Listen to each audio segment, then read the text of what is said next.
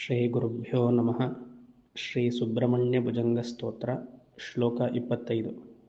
ಅಪಸ್ಮಾರಕುಷ್ಟಕ್ಷಯಾರ್ಷಃ ಪ್ರಮೇಹ ಜ್ವರೋನ್ಮಾದಗುಲ್ಮಾದಿರೋಗಾ ಮಹಾಂತಃ ಪಿಶಾಚಾಶ್ಚ ಸರ್ವೇ ಭವತ್ಪತ್ರಭೂತಿಂ ವಿಲೋಕ್ಯ ಕ್ಷಣಾತ್ ತಾರಕಾರೇ ದ್ರವಂತೆ.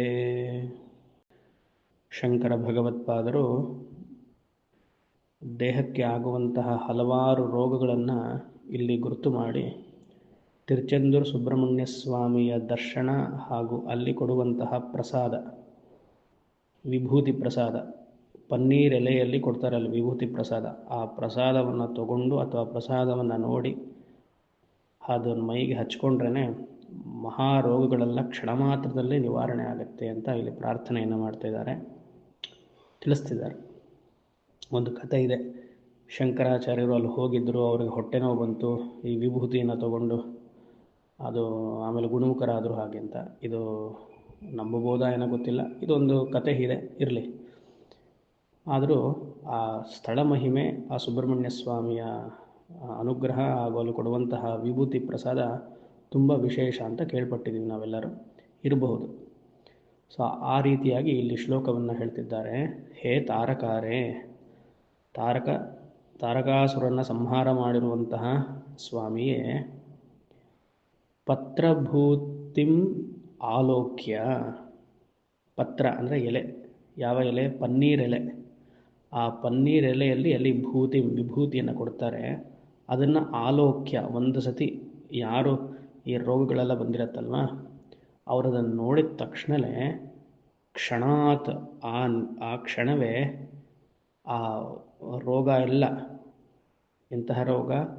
ಮಹಾಂತ ರೋಗ ಮಹಾಂತಹ, ಗುಣ ಮಾಡ್ಕೊಳ್ಳೋಕ್ಕೆ ಆಗದೇ ಇರುವಂತಹ ದೊಡ್ಡ ದೊಡ್ಡ ರೋಗಗಳೆಲ್ಲ ಕ್ಷಣಾತ್ ದ್ರವಂತೆ. ದ್ರವತಿ ಅಂದರೆ ಹರಿಯುವುದು ಅಂತ. ಇಲ್ಲಿ ದ್ರವತಿ ಅಂದರೆ ನೀಗುವುದು, ಒಣಗಿ ಹೋಗುವುದು, ಓಡಿ ಹೋಗುವುದು ಎಲ್ಲ ಅರ್ಥನೂ ಬರುತ್ತೆ. ಅಂದರೆ ಆ ರೋಗಗಳೆಲ್ಲ ಕ್ಷಣ ಮಾತ್ರದಲ್ಲಿ ಹೊಟ್ಟೋಗುತ್ತೆ, ಗುಣಮುಕ್ತರಾಗ್ತೀವಿ. ಹಾಗೆ ಯಾವ ರೋಗಗಳನ್ನು ಹೇಳ್ತಾರೆ? ಅಪಸ್ಮಾರ ಅಂದರೆ ಎಪಿಲಿಪ್ಸಿ, ಕುಷ್ಠ, ಲೆಪ್ರಸಿ, ಕುಷ್ಠರೋಗ, ಕ್ಷಯ, ಈ ಸೆಲ್ಸ್ ಎಲ್ಲ ಇರುತ್ತಲ್ಲ ಅದು ಕ್ಷಯಗೊಳ್ಳುವಂಥ, ಡಿಕೆ ಆಗುತ್ತಲ್ಲ, ಕ್ಯಾನ್ಸರ್, ಅರ್ಷ, ಪೈಲ್ಸ್, ಪ್ರಮೇಹ, ಇದು ಡಯಾಬಿಟಿಸ್ ಅಂತಲೂ ತೊಗೊಳ್ಬೋದು, ಸಕ್ಕರೆ ಕಾಯಿಲೆ, ಇಲ್ಲಾಂದರೆ ಯೂರಿನರಿ ಇನ್ಫೆಕ್ಷನ್ ಯಾವುದಾರಿದ್ರೆ ಅದಕ್ಕೂ ಪ್ರಮೇಹ. ಜ್ವರನೇ, ಡೆಂಗ್ಯೂ ಆ ಥರ ಎಲ್ಲ ಬರುತ್ತಲ್ಲ ಹಾಗೆ. ಉನ್ಮಾದ, ಹುಚ್ಚುತನ. ಗುಲ್ಮ, ಶರೀರದಲ್ಲಿ ಸ್ಪ್ಲೀನ್ ಅಂತ ಕೇಳಿರ್ತೀವಿ ನಾವೆಲ್ಲ, ಅದು ಸ್ಪ್ಲೀನು ದಪ್ಪ ಆಗ್ತಾ ಹೋಗುತ್ತೆ, ಅದಕ್ಕೆ ಗುಲ್ಮ ಅಂತ ಹೆಸರು. ಅಪಸ್ಮಾರ ಕುಷ್ಠ ಕ್ಷಯಾರ್ಷಃ ಪ್ರಮೇಹ ಜ್ವರೋನ್ಮಾದ ಗುಲ್ಮಾದಿ ರೋಗ ಮಹಾಂತಹ, ಇದೆಲ್ಲ ದೊಡ್ಡ ದೊಡ್ಡ ರೋಗಗಳು. ಭವತ್ಪತ್ರಭೂತಿಂ ಆಲೋಕ್ಯ ಕ್ಷಣಾತ್ ದ್ರವಂತೆ, ಈ ರೋಗಗಳೆಲ್ಲ ಆ ವಿಭೂತಿಯನ್ನು ನೋಡಿದ ತಕ್ಷಣ ಮಾತ್ರದಿಂದಲೇ ಹೊರಟೋಗುತ್ತಂತೆ. ಇನ್ನು ಹಚ್ಕೊಂಡ್ರೆ ಹೇಳಬೇಕಾ? ಅದಷ್ಟೇ ಅಲ್ಲ, ಪಿಶಾಚಾಶ್ಚ ಸರ್ವೇ, ಈ ಪಿಶಾಚ ಪ್ರೇತ ಬಾಧೆಗಳು, ಪಿಶಾಚ ಬಾಧೆಗಳು ಅದು ಇದೆಯೋ ಇಲ್ವೋ ನಮಗೆ ಗೊತ್ತಿಲ್ಲ, ಆದರೆ ಆ ಹೆಸರು ಕೇಳಿದ ತಕ್ಷಣ ಮನುಷ್ಯ ಭಯ ಪಡ್ಕೊಳ್ತಾನೆ, ಮನಸ್ಸಿನಲ್ಲಿ ಒಂಥರ ಭಯ ಶುರು ಆಗುತ್ತೆ. ಆ ಥರ ಏನಾದ್ರು ಇದ್ದಿದ್ದ ಪಕ್ಷದಲ್ಲಿ ಆ ಪಿಶಾಚಿ ಪ್ರೇತಗಳೆಲ್ಲ ಓಡಿ ಹೋಗುತ್ತೆ ಆ ವಿಭೂತಿಯನ್ನು ನೋಡಿದ ತಕ್ಷಣ. ಆ ತಿರುಚೆಂದೂರು ಸುಬ್ರಹ್ಮಣ್ಯ ದರ್ಶನ ಮಾಡಿಕೊಂಡು ಆ ವಿಭೂತಿ ಪ್ರಸಾದ ತಗೊಂಡ್ರೆ ಆ ಕ್ಷಣ ಮಾತ್ರದಲ್ಲೇ ಇದೆಲ್ಲ ನಶಿಸಿ ಹೋಗುತ್ತೆ. ಹಾಗೆ ಅಂತ ಆಚಾರ್ಯರು ಇಲ್ಲಿ ಸ್ವಾಮಿಯನ್ನು ನೋಡಿ ಪ್ರಾರ್ಥಿಸ್ತಿದ್ದಾರೆ.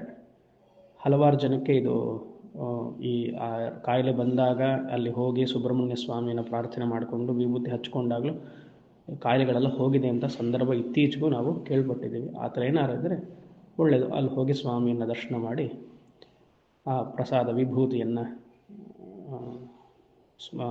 ಇದು ಲೇಪನ ಮಾಡ್ಕೊಳ್ಳೋದು ಒಳ್ಳೆಯದು. ನಾರಾಯಣ.